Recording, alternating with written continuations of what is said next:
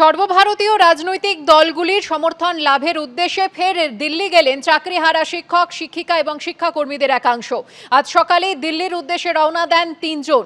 চাকরিহারাদের সমস্যা সমাধানের জন্য প্রধানমন্ত্রী রাষ্ট্রপতির দৃষ্টি আকর্ষণের চেষ্টা করা হবে বলে জানিয়েছেন আন্দোলনের অন্যতম মুখ সুমন বিশ্বাস। বিভিন্ন সর্বভারতীয় রাজনৈতিক দলের সদস্যদের সঙ্গে দেখা করার পরিকল্পনা রয়েছে বলেও জানিয়েছেন তিনি।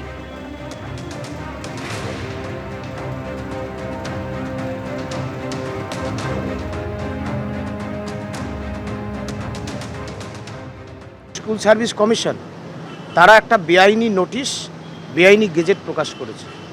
আমরা সুপ্রিম কোর্টের দৃষ্টি আকর্ষণ করার জন্য যাচ্ছি। আপনারা জানেন 22 লক্ষ ওএমআর প্রকাশের দাবিতে সিবিআইকে পার্টি করে আমরা ইতিমধ্যেই সুপ্রিম কোর্টে মামলা লড়েছি। ডিফেক্ট কিওর করে সেই মামলা ভ্যাকেশন কোর্টে যাতে শুনানি হয় তার জন্য জীবনের যতটা প্রয়াস সেটা আমরা চালাচ্ছি এবং ওএমআরের মিরর ইমেজের কপি প্রকাশিত হবেই। এই কপির মধ্যেই রয়েছে যোগ্য অযোগ্যের তালিকা।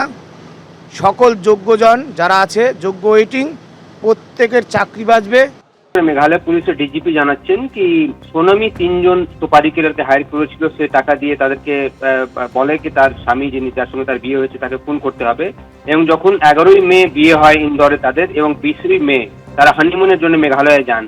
22শে মে বাইক ভাড়া করেন সোনম এবং রাজা, এবং সে বাইক নিয়ে তারা লোকাল সাইট সিইং এ যান। 23শে মে যেটা জানা যাচ্ছে, যে ডিজিপি যেটা জানালেন সেটাতে 23শে মে তাদের স্কুটারটা পাওয়া যায়, তবে দুজনকে খুঁজে পাওয়া যাচ্ছিল না, বাইকটাকে অ্যাবান্ডন করা হয়েছিল সেটা পুলিশ জানিয়েছে। 24 তারিখ তাদের ফোন বন্ধ হয়ে যায়, সোনম এবং রাজার ফোন বন্ধ হয়ে যায়, তারা পরিবারের সঙ্গে কানেকশন কেটে যায় ইন্দোর থেকে, এবং তারপর এফআইআর করে মেঘালয় পুলিশ, এবং 27 তারিখ থেকে সার্চ অপারেশন করা হচ্ছিল কোথায় রয়েছে রাজা এবং সোনম, যারা হানিমুনে এসেছিলেন মেঘালয়ে, তাদের তল্লাশি চালাচ্ছিল মেঘালয় পুলিশ রাজ্যের বিভিন্ন জায়গায়, শিলংয়ের বিভিন্ন জায়গায়।